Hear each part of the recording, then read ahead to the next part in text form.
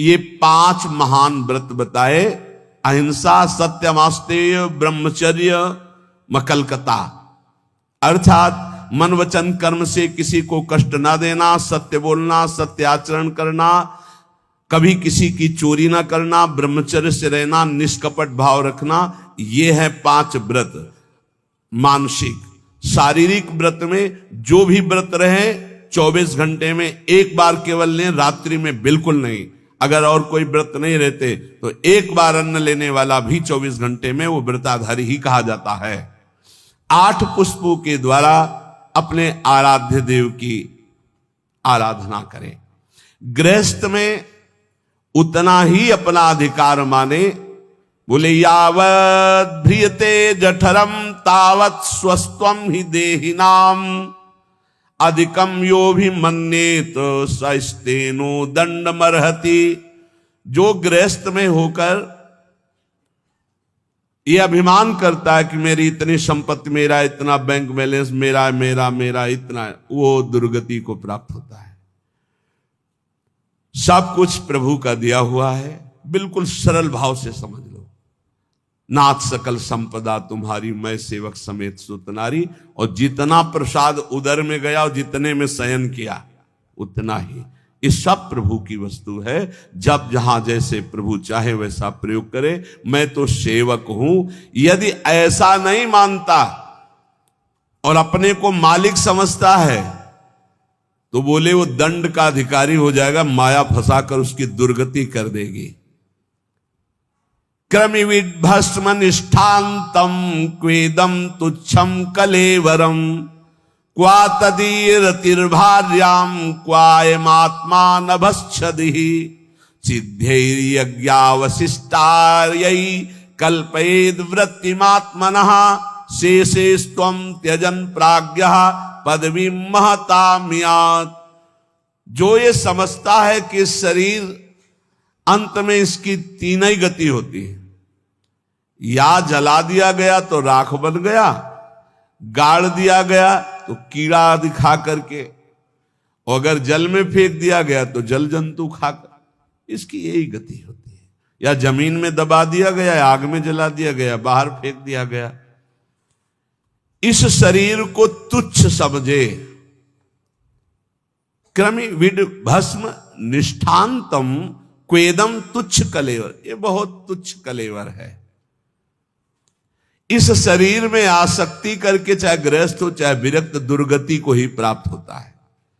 फिर इस शरीर के संबंधी स्त्री पुत्र परिवार आदि, ये तो अपनी अंतरात्मा को भ्रम में डालने वाला बहुत बड़ा जाल है। एक वैसे ही जड़ चेतन की ग्रंथि, ऊपर से और ये ममता की ग्रंथि। गृहस्थ को चाहिए कि प्रारब्धवशात जो भी आपको प्राप्त हुआ है, धन संपत्ति आदि, वो प्रभु का है ऐसा माने। तो दियम वस्तु गोविंदम तुभ्यमेव समर्पये, और प्रसाद से अपना जीवन निर्वाह करे। उसे यज्ञ अवशिष्ट कहते हैं, भगवान को अर्पित करके। जो बुद्धिमान पुरुष शरीर पर अभिमान नहीं करता, वस्तुओं की प्रभु की मानता है और नाम जप करता है, तो इस शरीर को त्याग कर वो संतों के पद को प्राप्त होता है। कह रहे शेषेस्त्वम त्यजन प्राज्ञः पदवी महताम्यात्। जो संतों की गति होती वही उस गृहस्थ की गति होती है। चाहे गृहस्थ हो चाहे विरक्त, उनको इन दोषों पर विजय प्राप्त करना ही होता है भगवत प्राप्ति के लिए। असंकल्पात् जयेत कामम क्रोधम काम विवर्जनात् अर्थानर्थे क्षया लोभम भयम तत्वामर्शनात्। काम पर यदि विजय प्राप्त करना है तो उपाय बता रहे हैं। असंकल्पात् जयेत कामम, काम का भोग का संकल्प न बनने पावे, बस तो आप बचा ले जाओगे अपने आप को। यदि मैं भोगूंगा ऐसा संकल्प बन गया तो आप नष्ट हो जाओगे। प्रायः काम की चतुरता कोई नहीं जान पा रहा है। बहुत ये अंदर का चिंतन किया हुआ विषय आपको परोस रहे हैं, अगर आप पा पाओ। काम मन में अहम में जो ही आया तो पहले ये हमको लपेटता है। हम समझते हैं मुझे देखना है, मुझे छूना है, मुझे भोगना है। जहां ये आया बस आपका काम खत्म, अब वो अपना काम करवा लेगा। अगर आप दृष्टा बने रहे, इसके लपेट में ना आए, तो आप जीत जाएंगे इसे कि दृष्टा एक काम आ गया मन में, एक काम अहंकार में आ गया, अहम में, नहीं नहीं मुझे नहीं होगा, एक काम तू वहां है, मेरे पे नहीं है, मैं तुझे देख रहा हूं, तू मेरे को नहीं देख सकता, मेरे को स्पर्श नहीं। हम भूल करके उसके लपेट में आ जाते हैं, तभी हम कामी कहलाए, तभी हम परास्त हो जाते हैं। असंकल्पात जयेत कामम, संकल्प ही मत बनने दीजिए। कब संकल्प बनता है? ध्यायते विषयान पुंसा संगास्तेषु उपजायते। जब हम विषयों का चिंतन करते हैं, देखा सुना बोला बातचीत की, उसका चिंतन बना, तो ध्यायतो विषयान पुंसा संगास्तेषु उपजायते। अब उस भोग करने की संकल्प वृत्ति जागृत हो रही है। कब? जब उसका चिंतन किया, उसको देखा, उसका सुना, उसका मन। इतना समय क्यों दिया? ये गलती क्यों की? असंकल्पात जयत कामम। तुमने समय दिया, संकल्प बना दिया, अब तो तुम्हें भ्रष्ट होना ही पड़ेगा। अब तुम्हारे पास रह नहीं गया कुछ बचाने के लिए, ले जाएगा, नष्ट कर देगा, तुम तन्मय हो गए। काम से बचने का उपाय बता रहे हैं, ध्यान ना होने पावे, संकल्प ना बनने पावे। ध्यायतो विषयान पुंसान् संगास्तेषु उपजायते, संगात् संजायते कामा, कामात् क्रोधो भी जायते। क्रम है, क्रोधात् भवति सम्मोहा, सम्मोहा स्मृति विभ्रमः, स्मृति भ्रंशात् बुद्धिनाशो। बुद्धि, ये श्लोक पढ़ने में देर लगा है, उसको ये सब करने में देर नहीं लगती। असंकल्प के द्वारा, मतलब संकल्प त्याग के द्वारा, भोग का संकल्प ही ना होने पावे तो आप काम विजयी हो सकते हैं। इसीलिए कहते हैं राधा राधा राधा राधा।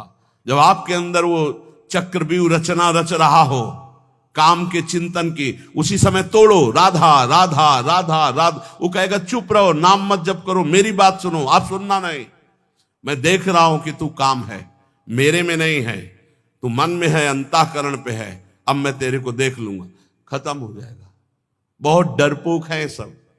यदि नाम चल रहा है और आप अपने को दृष्टा माने, आप में कभी काम था ही नहीं, आप में कभी काम है ही नहीं, आपको कभी काम परास्त नहीं कर सकता, क्योंकि आप भगवान के अंश हैं। ये मायावी आप पर प्रहार नहीं, आप अपने स्थान से चूक गए और आपने जे ही ये स्वीकार किया शरीर भाव से कि मैं पुरुष, मैं भोक्ता, अब मारेंगे आपको। यही गलती हमें फंसा रही है।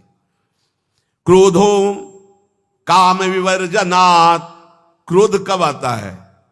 जब हमारी इच्छा के विरुद्ध कोई कार्य करता है, तब क्रोध आता है।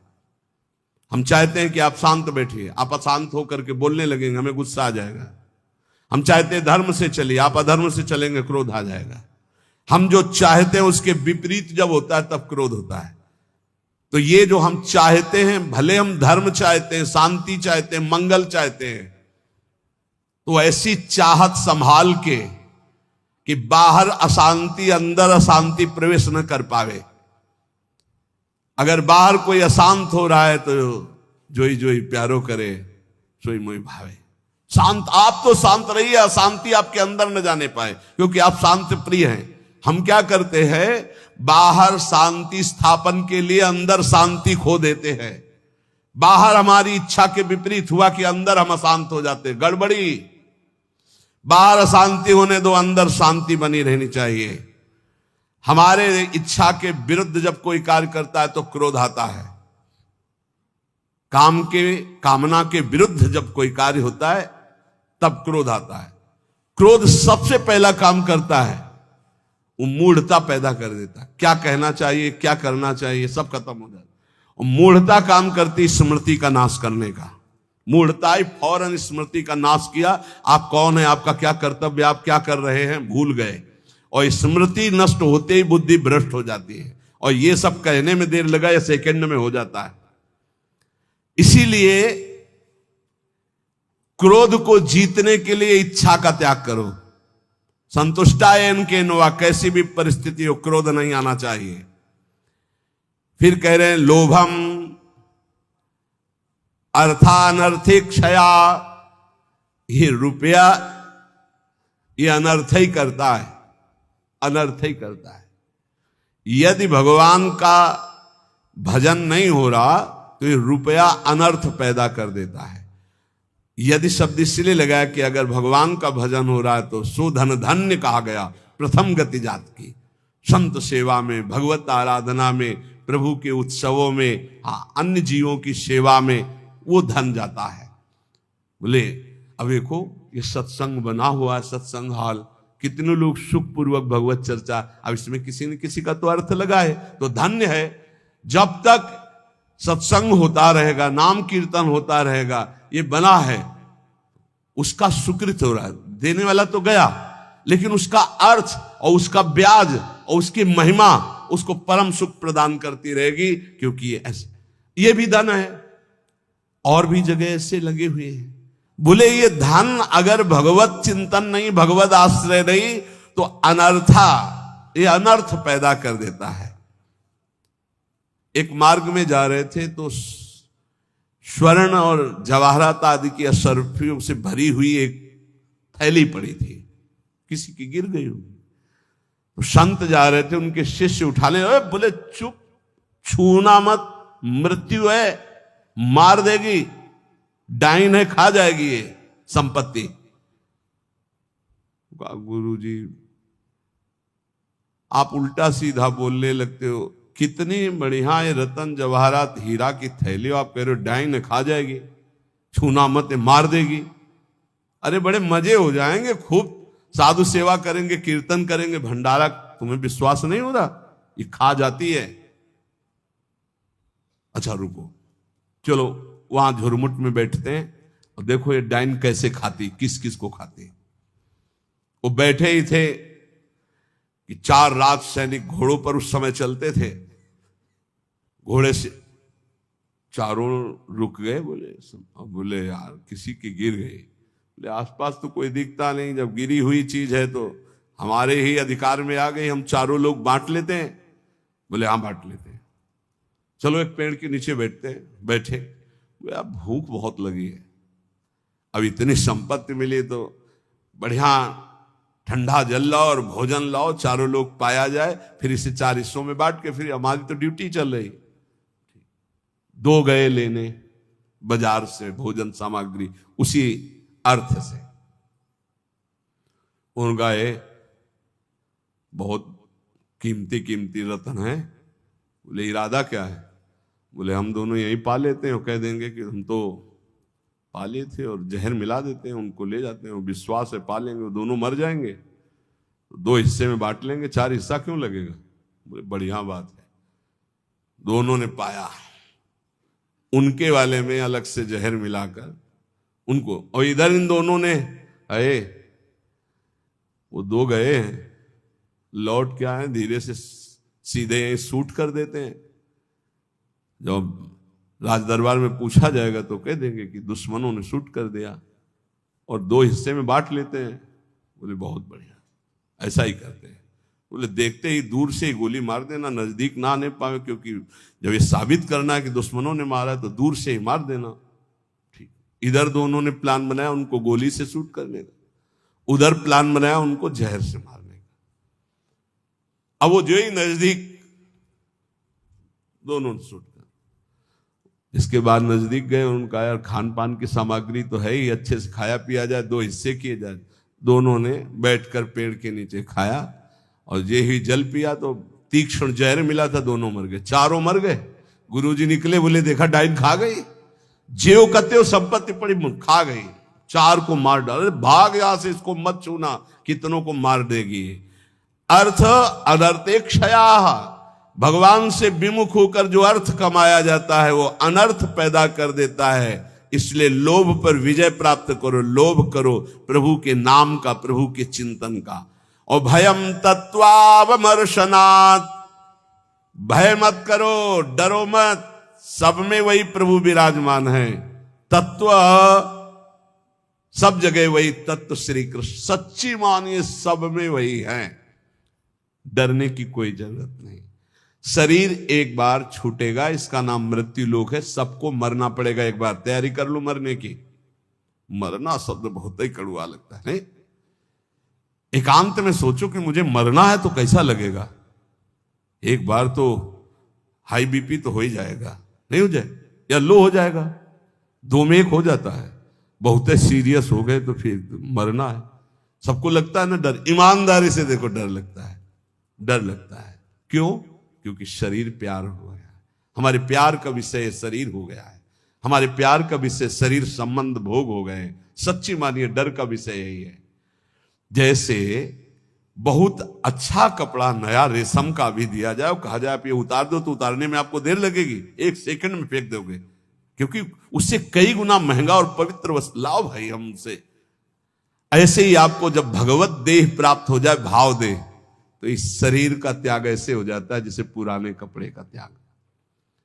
अब इसी शरीर से आपको प्यार भगवत भाव तो आया नहीं, तो आपको भय लगेगा। भय मत करो, ये शरीर छूटेगा।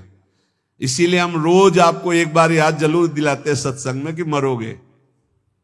यहां के सत्संग का एक बार संजीवनी बूटी चम्मच में जैसे पवाई जाती है ना, तो हम तुम्हें वचन से श्रवणेंद्रिय में डालते, मरोगे, सब मरोगे, एक दिन मरोगे। बोले सुबह सुबह रोज मरने की बात है बाबा जी करता है। जानते हो क्यों करते हैं? क्योंकि तुम्हें कभी नहीं मरना है। राम मरे तो मैं मरूं, नहीं तुम मरे मेरी बलाए, और अविनाशी का बालका मरे न मारा जाए। बात समझ रहे हो? तुम कभी नहीं मरोगे, तुम अविनाशी हो, लेकिन तुम शीशा में नहीं देख पाओगे अपने आप को। शीशा वाला जो है देखने में आता है, वो मरेगा। समझ पा रहे हो? मरना बहुत ही खतरनाक लगे, और मरना सत्य है यहां, और आपका मरना नहीं है। कभी नहीं मर सकते, तुम अमर हो। साधना से अमर नहीं हो, तुम अविनाशी के बच्चा हो, तुम अविनाशी हो, तुम्हारा कभी नाश नहीं हो सकता। जहां ये बात आती देखो कितना अच्छा लगता है। नहीं, ये बहुत बढ़िया है कि एक लिमिट समय दिया है, 60 वर्ष, 70 वर्ष, 80 वर्ष, 100 वर्ष, इसके बाद आपका पुराना शरीर हटेगा, नया शरीर प्राप्त होगा। और अगर बीच में सौदा पक्का कर लो, माल इकट्ठा कर लो, तो भाव देह की प्राप्ति हो जाएगी, भगवत देह की प्राप्ति हो जाएगी, जहां कभी न बुढ़ापा है, न रोग है, न मृत्यु है, न शोक है। खूब नाम रूपी धन कमा करके श्री जी के सहचरी भाव या ये जो जितने भगवत भाव, कोई एक भाव का देह प्राप्त कर लो, झंझट खत्म हो जाए मरने जीने से। देखो जैसे इस संसार में 4 लोगों से मित्रता करके और सब आनंद में जीवन व्यतीत करते हो, कैसा लगता है? ऐसा लगता है यहीं से जाना ना पड़े। देखो बाबा जी भी बन गए तो ऐसा कभी किसी को नहीं जानते थे, अब ऐसा लगता है जिनको हम जान गए यही सब बने रहे, इनके बीच में हम रहे, और ऐसे भोग लगता रहे, वैसे आरती होती रहे, और ऐसे नाच गाना गाते रहे, वैसे गाते रहे, नाचो रहे। मरने वाला चक्कर नहीं होना चाहिए, ऐसा लगता है ना।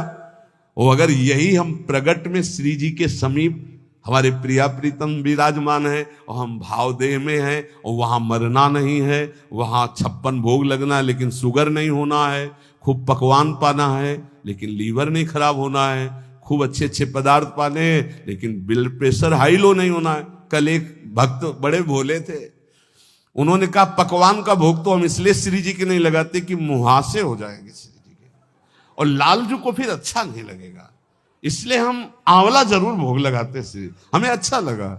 चलो उनको मालूम नहीं है, पर भाव तो अच्छा है ना। सच्चिदानंद विग्रहाय सांद्रानंद प्रेम मूर्ति के, पर बहुत अच्छा लगा उसका भाव कि वो अपने भाव में तो डूब रहे हैं कि श्री जी को अगर मुहासे हो गए तो लाल जी को पसंद नहीं आएगा, ऐसा।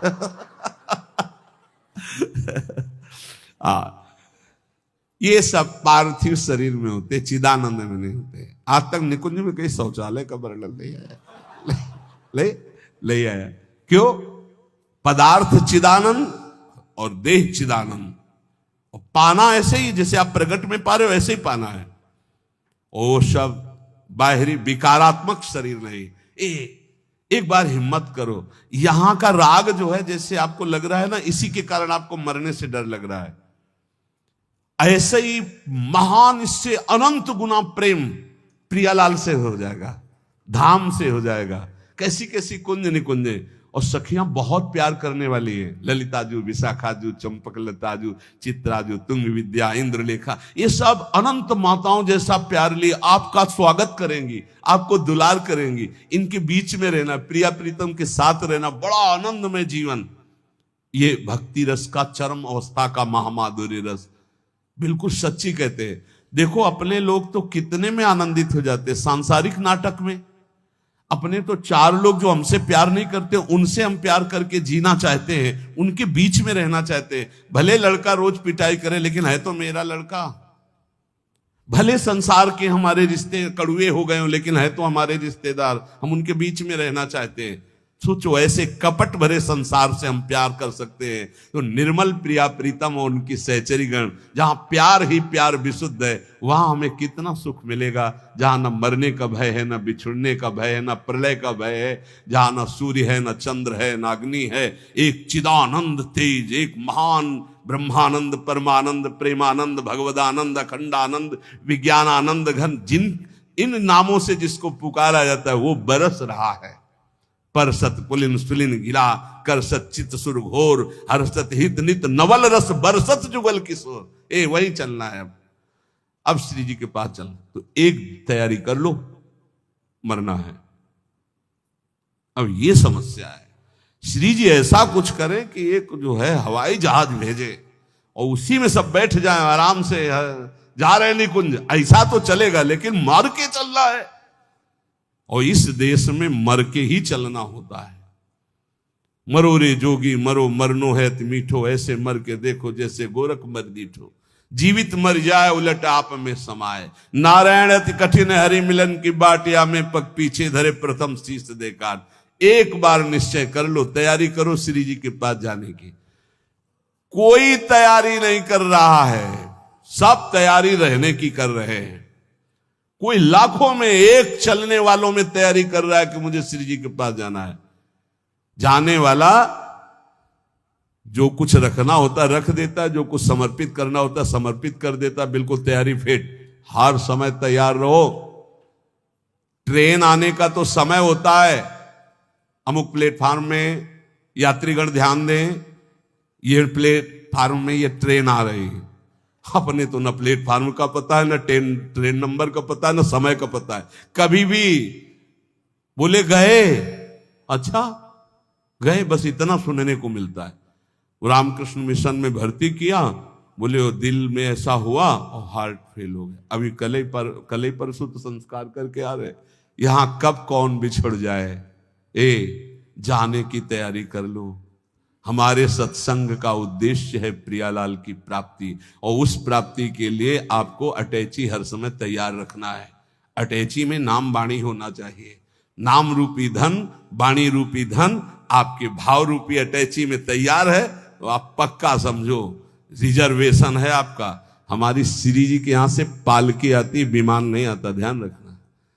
मधुर मधुर नौ किशोरी सखियां श्री जी की पालकी में बैठाल के ले जाती हैं उस नवीन सखी को। ये पूज्य पंडित गया प्रसाद जी ने देखा, जब भाई जी पालकी में बैठे हुए ब्रज में आ रहे थे, शरीर पूरा हुआ तो देखा कि आकाश मार्ग से नवीन 9 सहचरियां, बीच में एक नवीन सहचरी जो पालकी में, जब गौर से देखा बाबा ने तो देखा ये तो भाई जी हैं और वृंदावन, यही तो आए सब महापुरुष। हम सबको श्री जी के पास जाना है, पर जाने की तैयारी कर लो। ये जो आज चर्चा अष्ट पुष्पों की हुई, मानसिक व्रतों की हुई, यही तैयारी है। ये बाहरी दिखावा हमको किसी के लिए नहीं करना, हमें अपने प्यारे जू को प्रसन्न करना, हमें ये तैयारी करनी। और इस तैयारी में नाम वाणी ही काम देगा। जितना नाम रूपी धन है, ऐसे तैयार रहो जैसे आपको जाना, ये भी समेट लूं, ये भी समेट लूं, क्योंकि अब जाना है। ऐसे ही नाम जमा कर लूं, खूब वाणी जी का गायन जमा कर लूं, दूसरों को सुख पहुंचा दूं, जो हमारे पास सामग्री है सबका मंगल करने वाली, ये है तैयारी करना। दूसरों का छीन छीन कर बैंक बैलेंस करना, सुख भोगना, ये तैयारी करना है। या पुनः आने की व्यवस्था करना है। ये आना जाना मिटाना, ये केवल मानव जीवन से हो सकता है, अन्य जीवन से नहीं। इसलिए खूब नाम जप करो। और एक दिन कोई ऐसा ना जाने पाए जिस दिन तैयारी ना हो तुम्हारी। जो चलने के लिए तैयार रहता है उसको मृत्यु नहीं होती, महोत्सव होता है। और जो तैयार नहीं होता उसकी मृत्यु होती है। अपने को महोत्सव, अपनी तैयारी है। सोचो जब यहां से तो प्रियाजू की सखी आएंगे ली वाले, और जब हम वहां पहुंचेंगे तो ऐसे स्वागत करते हमारे प्रियालाल, आओ बहुत जन्मों से बिछुड़े थे, आए मिले परिवार आपने हरिहंस कंठ, आओ मेरे बच्चे, बहुत समय से मेरे से दूर थे। अभी हमको प्रियालाल पराये लग रहे हैं, ये अपने लग रहे हैं, लेकिन सच्ची मानना जिस दिन तो अनंत जन्मों से जिनसे हम बिछुड़े थे, मैं उन्हीं का हूं, पक्का उन्हीं का हूं, उनसे बिछुड़े थे, तब वो जो सुख मिलता है, पहचान जो छुप गई थी, स्मृति जो नष्ट हो गई थी, वो स्मृति जब जागृत हुआ, अरे मेरे प्रभु, मेरे स्वामी, मेरे अंशी, महान सुख। बस वहीं चलना है। नजदीक आ चुके हो, तैयारी भर कर लो, बस तैयारी कर लो। नाम वाणी की तैयारी है, परम धन राधा नाम इकट्ठा कर लो, खूब वाणी जी का गायन करो, किसी को दुख मत पहुंचाओ, चलना है यार। किसी से बैर मत करो, चलना है। किसी से प्यार मत करो, चलना है।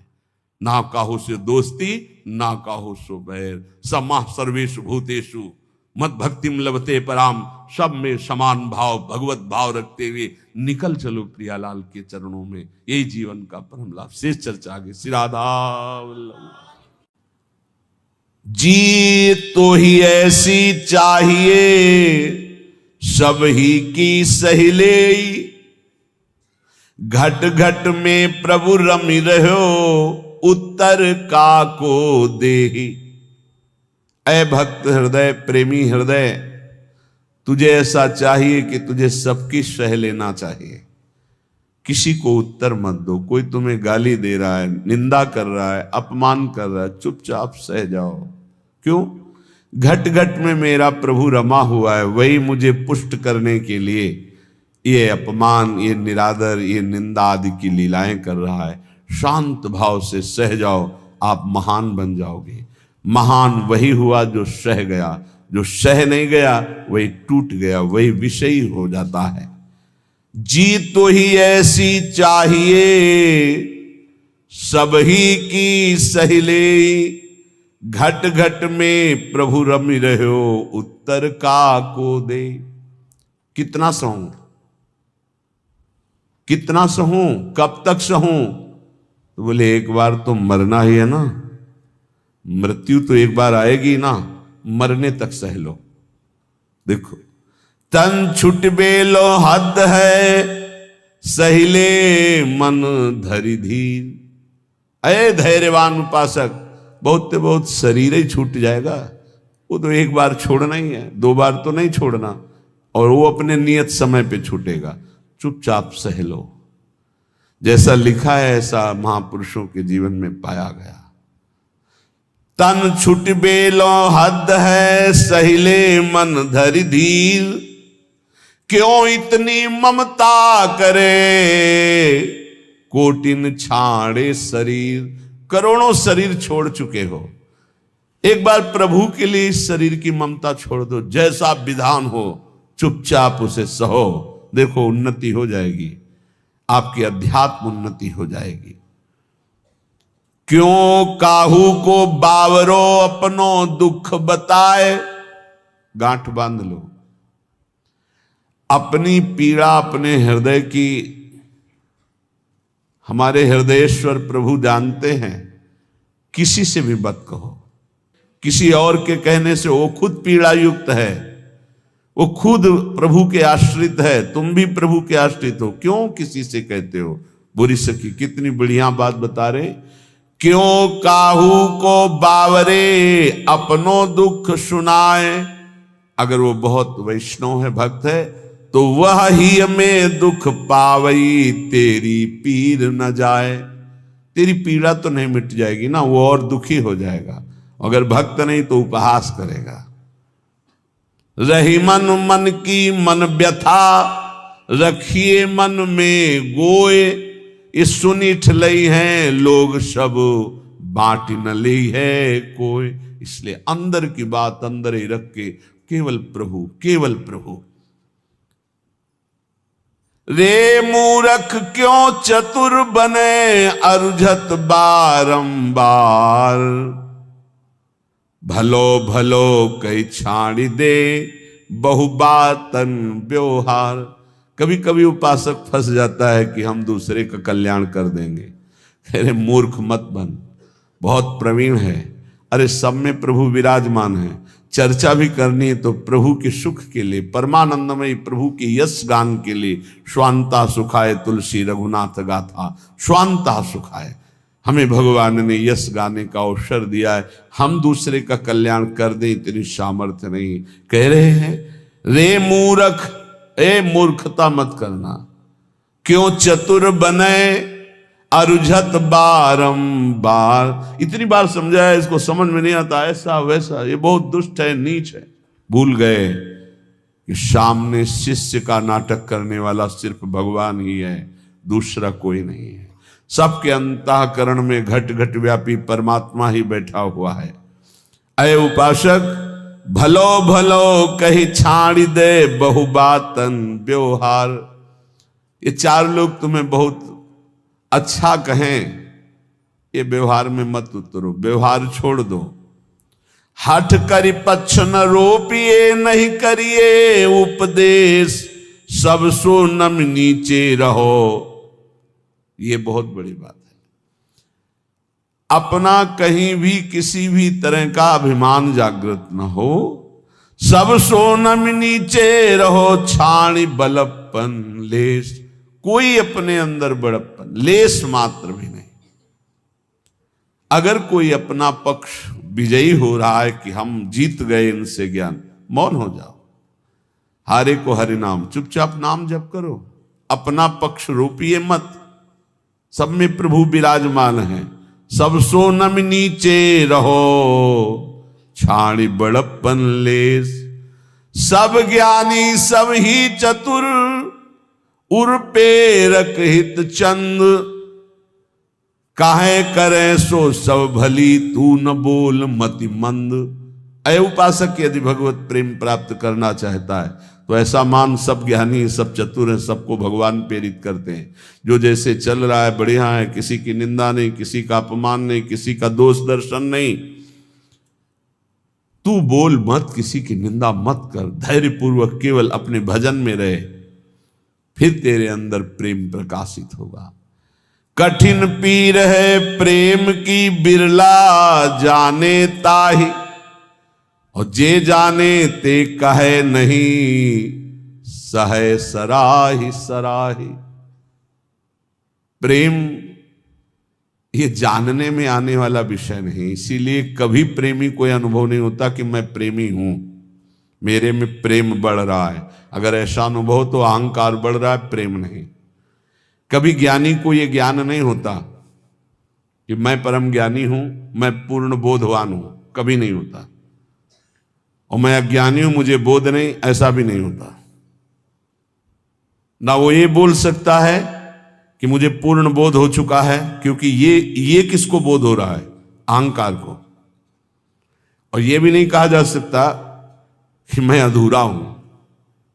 ना अधूरा ना पूरा, वही सच्चा पूरा। वैदिक सिद्धांत की बात। ऐसे ही प्रेम में कभी पूर्णिमा नहीं होती। प्रेम सदा बढ़िबो करे, प्रतिक्षण वर्धमानम। ज्यों शशि कला सुबेश, शशि माने चंद्रमा जैसे कि अपनी कलाओं से बढ़ता रहता है। पर या में पूनो नहीं, ताते कबहू न शेष। इसमें कभी पूर्णिमा नहीं होती प्रेम में, ये बढ़ता ही चला जाता है। अब प्रेमी को ये अनुभव नहीं होता कि मेरे में प्रेम है। अगर अनुभव होता है तो अभी अहंकार शेष है, वो अत्यंत दैन्य रहता है, उसको अपने अंदर प्रेम की कमी दिखाई देती है, वो रोता है प्रेम के लिए। जब उपासक अपने आराध्य देव के निरंतर चिंतन में चित्त को डुबोता है, संसार से पूर्ण रूप से उदासीन हो जाता है, तब उसके अंदर की विशुद्ध प्रेम वृत्ति, ममतामयी वृत्ति अपने आराध्य देव में लगती, तभी ये दिव्यता अध्यात्म की उसमें जागृत होती है। श्रीपाद प्रबोधानंद जी महाराज कह रहे हैं, बहुत बढ़िया श्रीधाम वृंदावन की महिमा का ऐसा रसास्वादन करा रहे हैं कि जीव का परम कल्याण हो जाए। दविष्ठे यस्तिष्ठे दति कृति निष्ठा कुविषये सकृत वृंदाटव्यास तृणकमपि वंदेत सुकृति सतत प्राणस्योच्छृंखल निखिल शक्ति करुणया ध्रुवम देहस्यान्ते हरिपदमलभ्यं च लभते। ध्रुवम सत्य, देहस्यान्ते शरीर पूरा होने के बाद हरिपद मलभ्यं च लभते, अलभ्य लाभ हरिपद परम पद की उसे प्राप्ति होती शरीर छूटने के बाद। किसको? बोले दविष्ठे यस्तिष्ठे दति कुकृति निष्ठा कुविषय। कुकृति निष्ठा, गंदे आचरण करने वाला निष्ठा पूर्वक, मतलब महापापी। कुविषय, गंदी बातों में, गंदे विषयों में जिसकी निष्ठा पूर्वक पाप रति है वो तो वृंदावनवासी होगा। बोले नहीं, दविष्ठे यस्तिष्ठे, दविष्ठ दूर देश में रहने वाला, घोर पापाचरण करने वाला, कुकृति निष्ठा, निष्ठा पूर्वक कुकृति गंदा आचरण करने वाला। जैसे इस समय आराधना, इस समय आराधना, उसका जीवन ही ऐसा है, गंदे आचरणों का निष्ठा पूर्वक आचरण करना, मतलब महापापी। दूर देश में रहता है, महापापाचरण करता है, पर संयोग वशात सुकृति जनों के संग में वो एक बार वृंदावन आ गया। संयोग वशात उसकी दोस्ती किसी ऐसे से हो गई, चलो यार एक बार वृंदावन चल। नहीं, हमें कोई मत, हमारे साथ चलो, पैसा हम लगाएंगे, आपको खवाएंगे पियाएंगे, घुमा के ले आएंगे, यार चलो ना। अब वो चल पड़ा। सुकृति, किसी पुण्यवान के प्रभाव से वो वृंदावन आ गया। उसकी कोई रुचि नहीं, कोई श्रद्धा नहीं, कोई निष्ठा नहीं।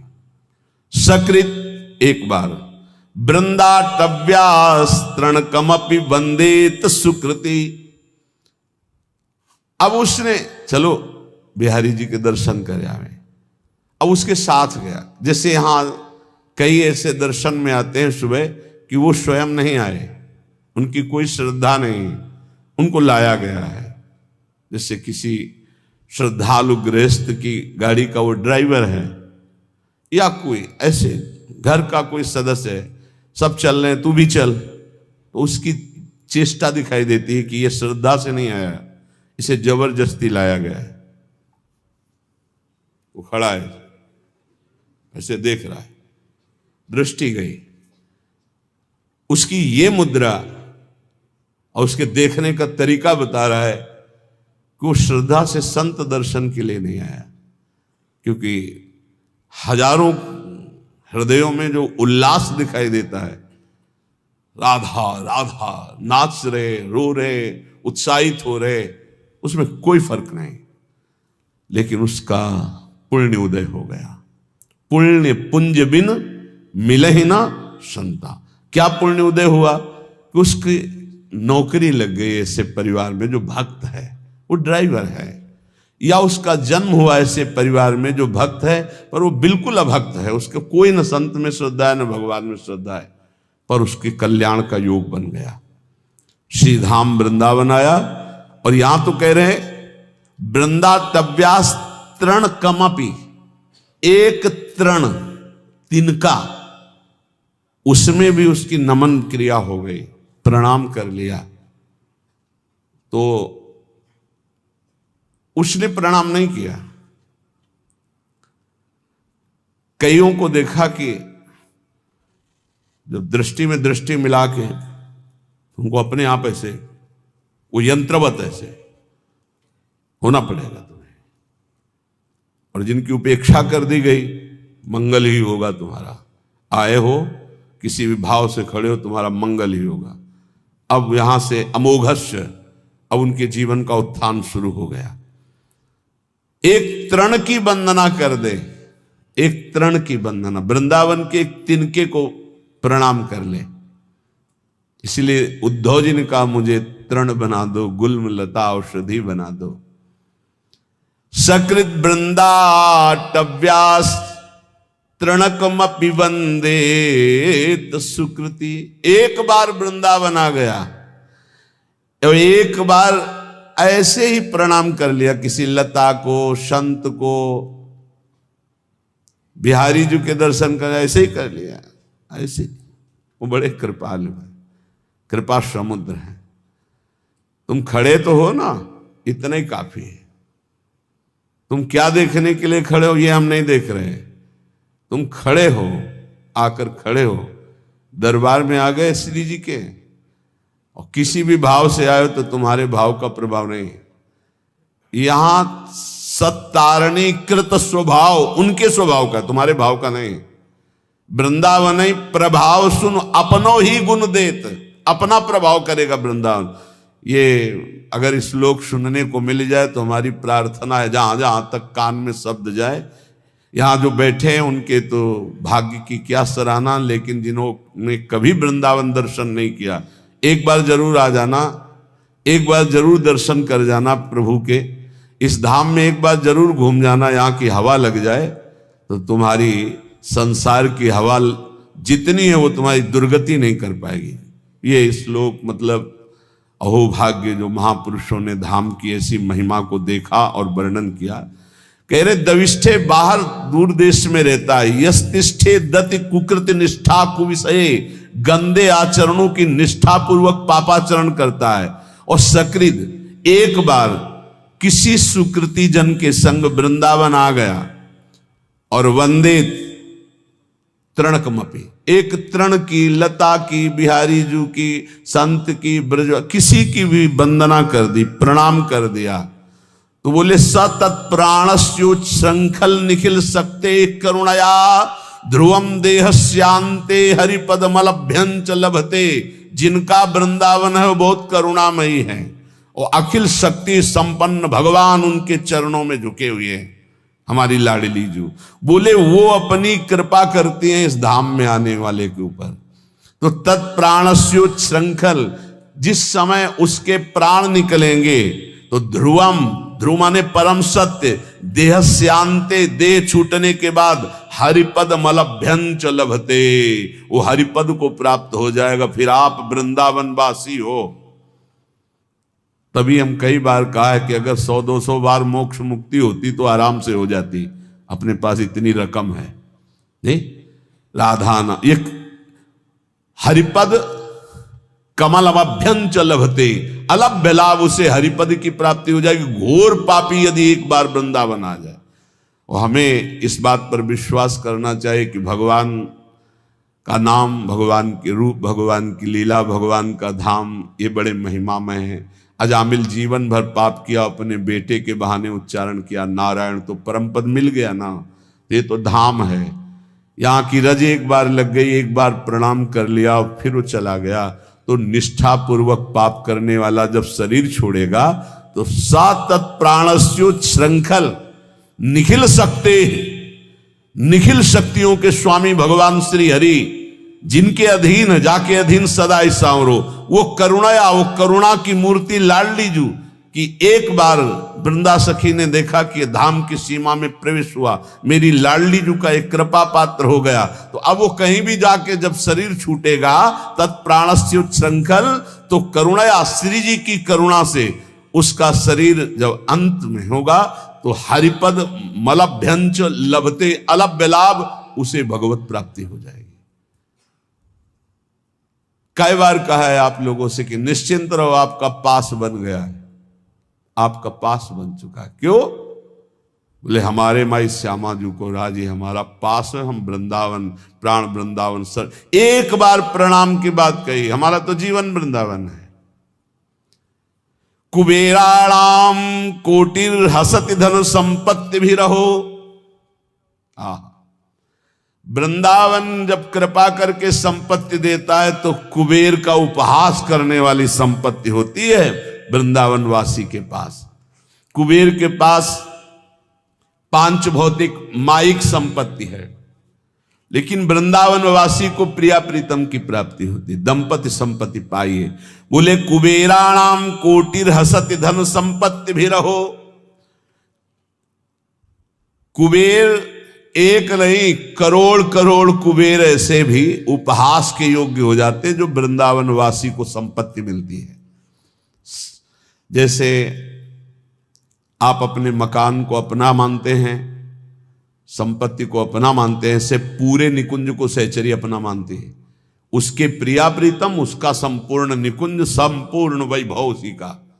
ऐसा अनुभव नहीं होता कि इनके भी प्रिया प्रीतम है। अब वो अंतर की बात शायद पकड़ पाओ कि ना पकड़ पाओ। एक ही मन है निकुंज में, दूसरा नहीं है। एक ही मन है, अनंत सहचरियां एक मन, एक ही वृत्ति है। जैसे एक सहचरी पान की बीड़ी पवारे प्रिया प्रीतम को, तो हर सहचरी का मन उस समय पान की बीड़ी ही पवा रहा है।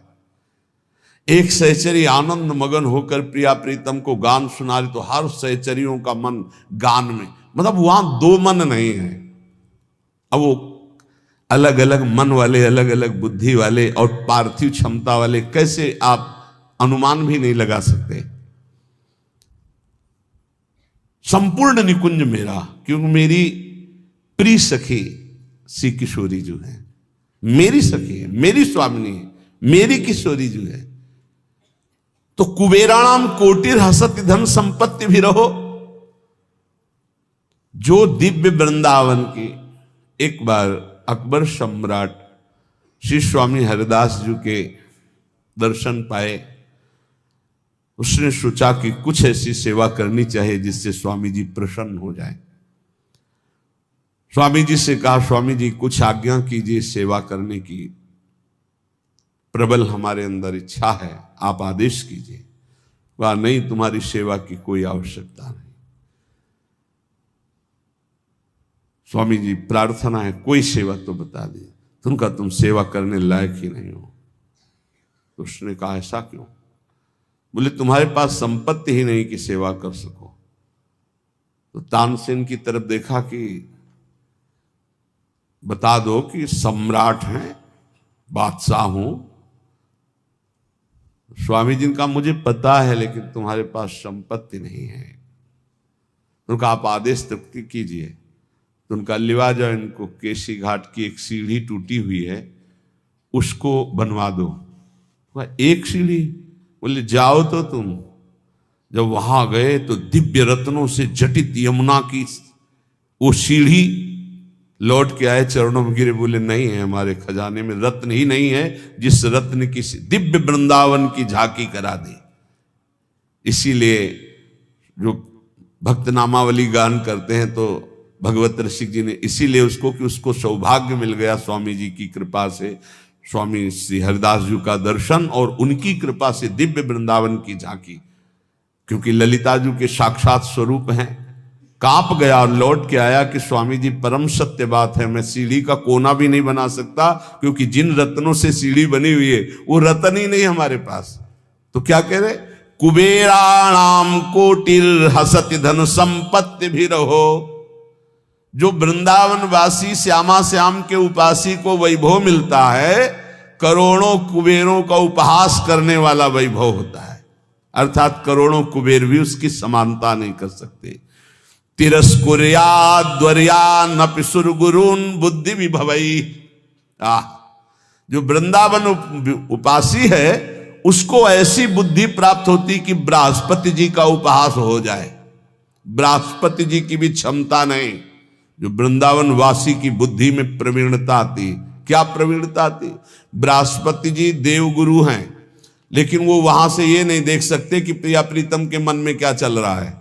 और वृंदावन वासी राधा उपासी मन मन की रुचि जानी नेह विधि अनुसरे।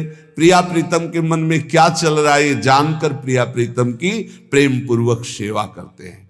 मन मन की रुचि जानी, प्रिया प्रीतम के मन की रुचि जानकर। ये बृहस्पति जी में सामर्थ्य नहीं।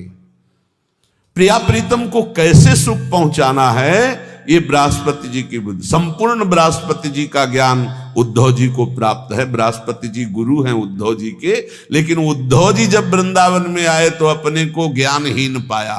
गोपियों के समक्ष और चरणों में लौट गए, बोले अभी तक मुझे इसका परिचय ही नहीं था। तो जिसे बृहस्पति जी को भी परिचय नहीं है वो है वृंदावन प्रेम रस।